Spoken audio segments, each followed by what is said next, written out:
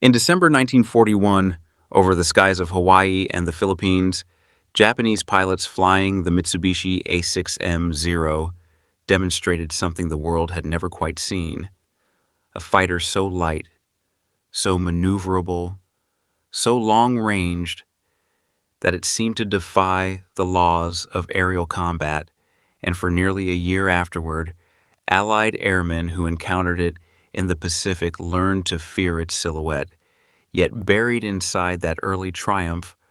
was a warning nobody in Tokyo wanted to hear, because the very qualities that made the Zero brilliant, its razor-thin aluminum skin, its stripped-down structure, sacrificing armor and self-sealing fuel tanks for agility, were the product of a production philosophy that prized the individual masterpiece over the interchangeable multitude. And that philosophy, however elegant in the cockpit, could not survive contact with the industrial reality of the United States, a nation that within 3 years would be producing nearly 100,000 aircraft annually, while Japan struggled to keep pace with a fraction of that number. And this is the story of how a nation that began the war with some of the finest pilots and most nimble fighter designs on Earth found itself, by 1944, sending green replacement pilots into battle in aircraft that were already obsolete the day they rolled off the line. Not because Japanese engineers lacked genius, but because Japan never grasped, until it was far too late, that modern air war was not won by the brilliance of a single machine or a single ace, but by the relentless grinding arithmetic of factories, furnaces, and training pipelines working in concert, a truth America understood instinctively and Japan discovered only in the wreckage of its own ambition. To understand how this gap opened, you have to go back to the philosophy that shaped Japanese naval aviation. In the 1930s, a doctrine built around quality over quantity, around the belief that Japan, resource poor and unable to match the industrial output of a continental power like the United States, could compensate through superior pilot skill and superior aircraft performance. And for a time, this bet paid tremendous dividends. The Imperial Japanese Navy's pilot training program was extraordinarily rigorous. Cadets endured years of selection and instruction that produced aviators of exceptional skill, men like Saburo Sakai and Tetsuzo Iwamoto, who would go on to become some of the highest-scoring fighter pilots of the entire war. And this elite corps, married to Jiro Horikoshi's Zero design, formed a weapons system that dominated the skies from Pearl Harbor through the fall of the Dutch East Indies and into the early months of the fighting around New Guinea and the Solomon Islands. But this system had a fatal flaw baked into its foundation. It was built to produce a small number of extraordinary pilots and a small number of extraordinary aircraft, not to replace losses at scale, and losses, however light they seemed in 1942, were about to become the central fact of the war in the Pacific. The turning point arrived not as a single dramatic moment, but as a slow accumulation of attrition that began at the Battle of Midway in June 1942 and deepened catastrophically during the 6-month campaign for Guadalcanal that followed. At Midway, Japan lost 4 fleet carriers and, just as critically, hundreds of experienced maintenance crews, mechanics, and air crew who went down with those ships, men whose accumulated technical knowledge could not simply be replaced by pulling new recruits off the street. And then came Guadalcanal, where the aerial battles over the island and the surrounding waters ground down the Japanese naval air arm in a war of attrition that Japan's training pipeline was never designed to sustain. Veteran squadrons that had once carried the war across the Pacific found themselves flying mission after mission against an enemy that kept receiving fresh, well-trained replacements, while Japan's own replacement pilots arrived with a fraction of the flight hours their predecessors had accumulated, and this pattern would only worsen as the war ground on because Japan's pre-war training system, however excellent, had been calibrated to produce perhaps a few hundred elite pilots a year, a number wholly inadequate to the scale of losses a total war across an entire ocean would demand, and Japanese planners, wedded to their doctrine of quality over quantity, were slow to recognize that the entire premise of their air strategy was collapsing beneath them. Meanwhile, on the other side of the Pacific, the United States was undergoing an industrial transformation of a scale and speed that remains one of the most remarkable achievements in the history of warfare. American aircraft manufacturers, backed by an economy that had been slowly gearing up for war production even before Pearl Harbor,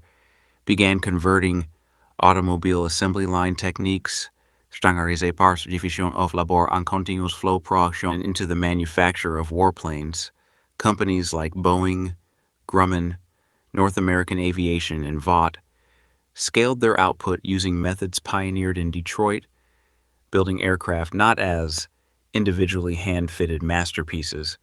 but as products of interchangeable components that could be assembled by a workforce that included, in growing numbers, women entering industrial labor for the first time. The famous image of Rosie the Riveter was not mere propaganda. It reflected a genuine and massive expansion of the American industrial workforce that allowed factories to run around the clock, and the results were staggering. American aircraft production climbed from roughly 6,000 planes in 1940 to nearly 100,000 annually by 1944, a scale of output that dwarfed anything Japan could hope to match. And crucially, this was not simply about building more airframes, it was about building an entire training and replacement ecosystem to match the United States Navy and Army Air Forces developed training pipelines that could churn out tens of thousands of pilots annually, men who received hundreds of hours of flight instruction before ever seeing combat. Backed by an aviation cadet program and a network of training bases stretching across the American heartland, where weather rarely interfered with year-round flight schedules. And this meant that as the war progressed, American squadrons in the Pacific received replacement pilots who, while perhaps individually less experienced than the veteran aces they faced early in the war, arrived in far greater numbers, flying far more capable aircraft, backed by a logistics system that could resupply fuel, ammunition, and spare parts without the desperate improvisation that increasingly characterized Japanese operations. By 1943, the qualitative edge that the Zero had once held began to erode as well, not because the aircraft itself changed dramatically. Mitsubishi and the Navy were slow to authorize a major redesign, but because American aircraft caught up and then surpassed it. The Grumman F-6F Hellcat,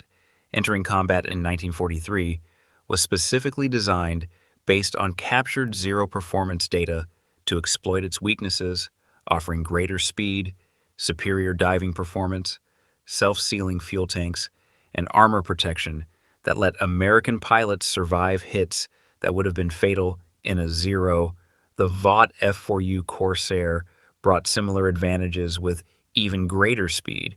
and these aircraft were not flown by a handful of hand-picked elites,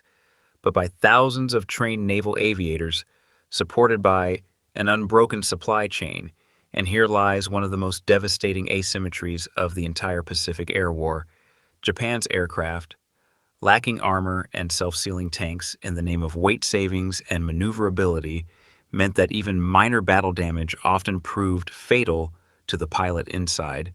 while American aircraft, heavier and less nimble, could absorb punishment and bring their pilots home to fly again, and every surviving American pilot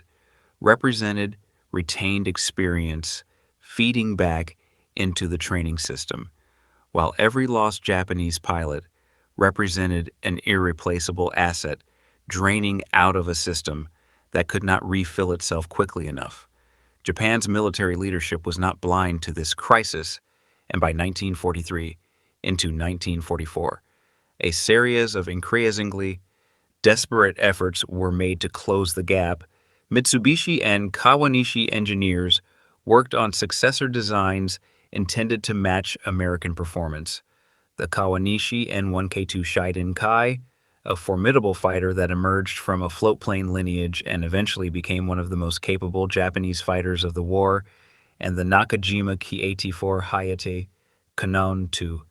Allied pilots by the Codename Frank, which on paper could match or exceed the performance of American fighters. These aircraft, flown by Japan's dwindling pool of veteran pilots, could still inflict serious losses in isolated engagements, proving that Japanese engineering talent had not vanished, but the fundamental problem was never really about aircraft design. It was about the capacity to build these aircraft in sufficient numbers and to fuel them, arm them, and crew them with pilots who had the flight hours to exploit their capabilities. And Japan's industrial base,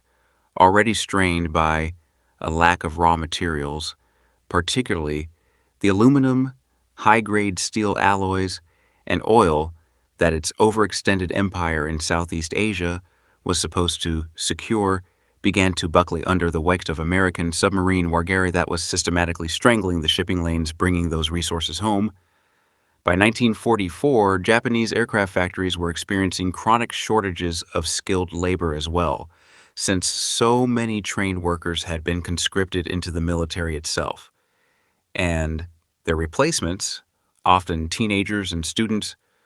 pulled from schools under wartime labor, mobilization programs lacked the precision training that aircraft manufacturing demanded,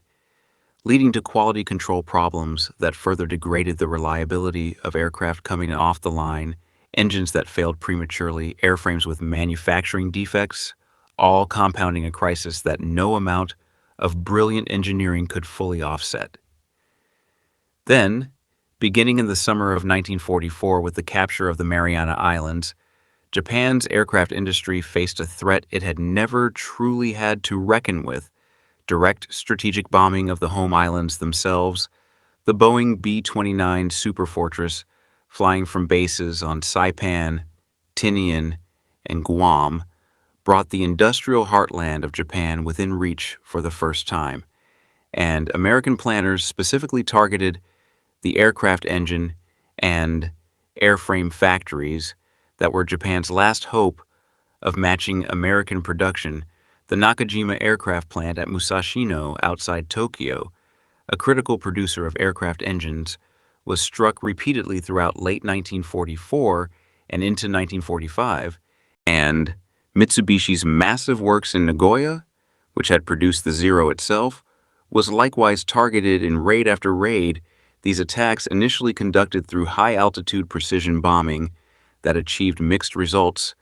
due to the jet stream and weather over Japan, evolved by early 1945 into devastating low-altitude incendiary raids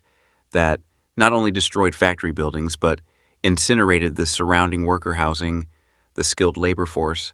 and the transportation infrastructure needed to move parts and materials between dispersed manufacturing sites. And Japan's response, dispersing aircraft production into smaller facilities scattered across the countryside and even into caves and tunnels to escape the bombing, may have preserved some manufacturing capacity, but came at the cost of the coordination and quality control that mass production depended upon, turning what should have been a unified industrial effort into a fragmented, inefficient patchwork that could never approach the output it needed. By this stage of the war, The human cost of Japan's collapsing pilot training system had become starkly visible in the skies over the Philippines, Iwo Jima, and Okinawa, where American carrier task forces and land-based fighter squadrons increasingly found themselves facing Japanese aircraft flown by pilots with alarmingly little training, some with only a few dozen hours of flight time before being sent into combat against Americans who had trained for hundreds of hours in aircraft specifically designed to outclass them, and the results were reflected in lopsided loss ratios that would have been unthinkable in 1942, engagements like the Battle of the Philippine Sea in June 1944,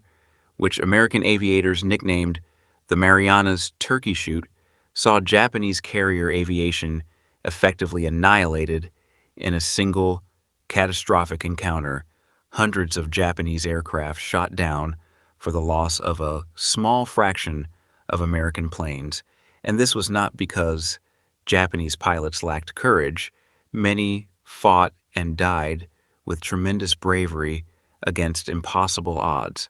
but because the entire system that should have prepared them, equipped them, and supported them had broken down at every level, from the factories that could not build enough capable aircraft to the training schools that could not provide enough flight hours to the fuel depots that increasingly could not provide enough aviation gasoline for training flights at all, a shortage so severe by 1945 that some Japanese training units were forced to practice maneuvers using bamboo poles and hand gestures to simulate flight formations because they lacked the fuel to actually fly. It was in this context of accumulating desperation that Japan turned to measures that reflected not strategic confidence, but the recognition that conventional air combat had become a battle Japan could no longer win through ordinary means. The organized kamikaze attacks that began in October 1944 during the Battle of Leyte Gulf, championed by Vice Admiral Takejiro Onishi, represented in part a grim acknowledgement that Japan's remaining aircraft and pilots, undertrained and flying machines that could no longer compete in conventional dogfights, might inflict more damage as guided missiles than as conventional fighters and bombers attempting to survive the return flight, and the Oka-piloted rocket-powered glide bomb, essentially a manned missile carried into range by a mother aircraft, represented perhaps the starkest expression of this shift, a weapon designed around the premise that the pilot would not need to be highly trained because he would not be expected to return. And while these tactics did inflict serious damage on American ships, particularly during the brutal fighting off Okinawa in the spring of 1945, they could not reverse the fundamental imbalance that had opened years earlier because for every kamikaze aircraft launched, Japan was consuming irreplaceable airframes and fuel stocks in a single mission, while American shipyards and aircraft factories continued producing replacements for whatever losses were inflicted. The mathematics of attrition remained relentlessly unfavorable to Japan, no matter how the aircraft were employed. Looking back across this arc, from the triumphant early months when the Zero seemed to embody an unbeatable synthesis of design and pilot skill, through the grinding attrition of the Solomons campaign to the industrial and training collapse of 1944 and the desperate improvisations of 1945, the story of Japan's air war reveals something that goes beyond the specifications of any single aircraft or the skill of any single pilot. It reveals a fundamental strategic miscalculation about the nature of modern industrial warfare itself. Japan's pre-war planners had correctly identified that they could not match American industrial capacity ton for ton, factory for factory, but they drew from this the wrong conclusion,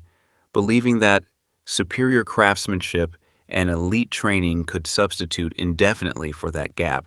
when in reality modern air war demanded both quality and quantity simultaneously. A nation needed not just excellent aircraft, but enough of them, not just skilled pilots, but enough of them, and critically, a system resilient enough to keep replacing losses faster than the enemy could inflict them. America built exactly that kind of system, an integrated web of factories, training schools, fuel supplies, and repair depots that could absorb losses and keep generating combat power, while Japan built something more like a finely tuned instrument that performed brilliantly until it began to break. And once it started breaking, there was no reserve capacity, no depth in the system to arrest the decline. And by the time Japanese leadership fully grasped what was happening, the industrial and demographic momentum behind American air power had become unstoppable. Dispersing factories into caves could not restore what strategic bombing had destroyed. Rushing undertrained pilots into cockpits could not replicate what years of flight hours had built into their American counterparts, and no single new aircraft design, however capable on paper, could compensate for an industrial base that by 1945 was producing only a fraction of what America's aircraft plants delivered in a single month.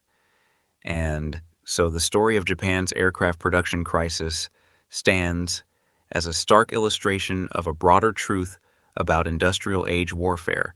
that battles are won in the immediate moment by skill and courage,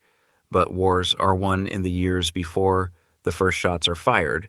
in the choices nations make about how to organize their factories, train their workers,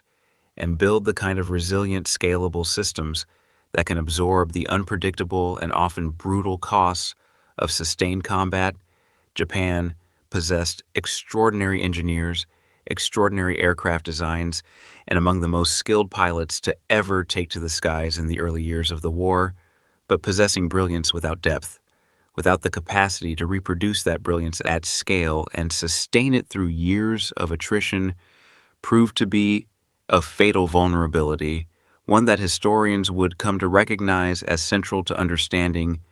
not just why Japan lost the air war over the Pacific, but why the entire character of the conflict shifted so decisively in America's favor